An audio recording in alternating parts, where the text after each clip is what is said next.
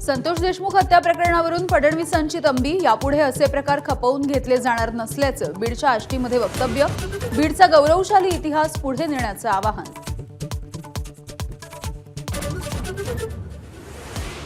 मराठवाड्यामधली पुढची पिढी दुष्काळ पाहणार नाही, मुख्यमंत्री फडणवीसांचं आश्वासन.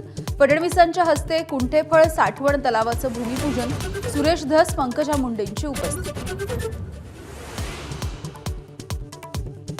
काही ठराविक राजकारण्यांनी गुंडगिरीला पाठबळ दिल्यामुळे बीडची बदनामी, देवेंद्र फडणवीस यांच्यासमोर सुरेश धस यांचं वक्तव्य. संतोष देशमुख प्रकरणामध्ये फडणवीसांनी कणखर भूमिका घेतल्याचं केलं कौतुक. फडणवीसांचा उल्लेख, देवेंद्र बाहुबली. आमदार सुरेश धस यांच्याकडून भर सभेमध्ये कौतुकाचा वर्षाव. तर आपण बाहुबलीची आई शिवगामी, पंकजा मुंडेंचं वक्तव्य. महाराजांबद्दल वादग्रस्त वक्तव्य करणारा अभिनेता राहुल सोलापूरकर औरंगजेबाची औलादच, तर सोलापूरकरवरती देशद्रोहाचा गुन्हा दाखल करा आणि अशा प्रवृत्तींच्या लोकांना वेळीच ठेचा. खासदार उदयनराजे भोसलेंचा संताप.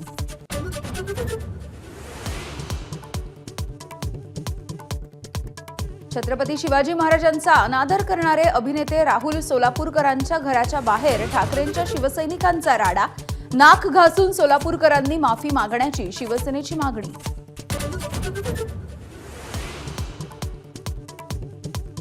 वर्षा बंगल्यावरती रेड्याचं शिंग पुरल्याच्या आरोपावरती शिंदेंची शिवसेना आक्रमक.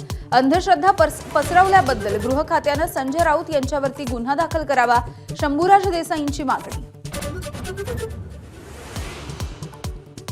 रामराजे नाईक निंबाळकरांचे चुलत भाऊ संजीवराजे नाईक निंबाळकर यांच्या घरावरती इन्कम टॅक्सचा छापा. सकाळी 6 वाजल्यापासून फलटणसह मुंबई पुण्याच्या घराची झाडाझडती. पंतप्रधान नरेंद्र मोदी प्रयागराज संगमावरती पवित्र स्नान त्यांचं संपन्न. स्नानाच्या नंतर गंगापूजन. दिल्लीमधल्या मतदानाच्या दिवशीच कुंभ दौऱ्याने विरोधकांचा टायमिंगवरती आक्षेप. दिल्ली विधानसभेसाठी दुपारी 3 वाजेपर्यंत 46.55% मतदान. राष्ट्रपती द्रौपदी मुर्मू, विरोधी पक्षनेते राहुल गांधी, सोनिया गांधी यांच्यासह केजरीवाल यांनी सुद्धा बजावला मतदानाचा हक्क. पुण्यामधल्या बिबवेवाडीमध्ये 50 पेक्षा जास्त वाहनांची तोडफोड करणाऱ्या 3 जणांना वेल्ह्यामधून अटक. पोलिसांकडून बिबवेवाडीमध्ये तोडफोडखोरांची धिंड.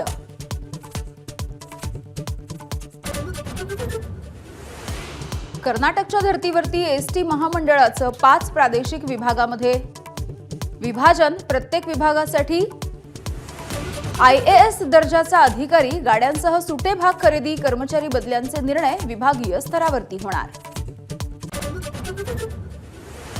महसूल विभागाचा उद्योग जगताला मोठा दिलासा. औद्योगिक वापरासाठी जमीन बिगर शेती करण्याची अनिवार्यता संपुष्टात.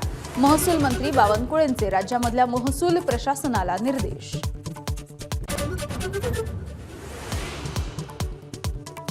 गोंडी भाषेतून शिक्षणाची सुविधा देणाऱ्या राज्यातील एकमेव शाळेची अस्तित्वासाठीची लढाई सुरू. शिक्षण विभागाच्या विरोधात धानोरी ग्रामसभेची न्यायालयामध्ये धाव. सोन्याचे भाव ऐतिहासिक पातळीवर. मुंबईमध्ये सोन्याचा भाव 87,000 वर. 24 तासामध्ये 1,000 पेक्षा अधिक रुपयांची वाढ.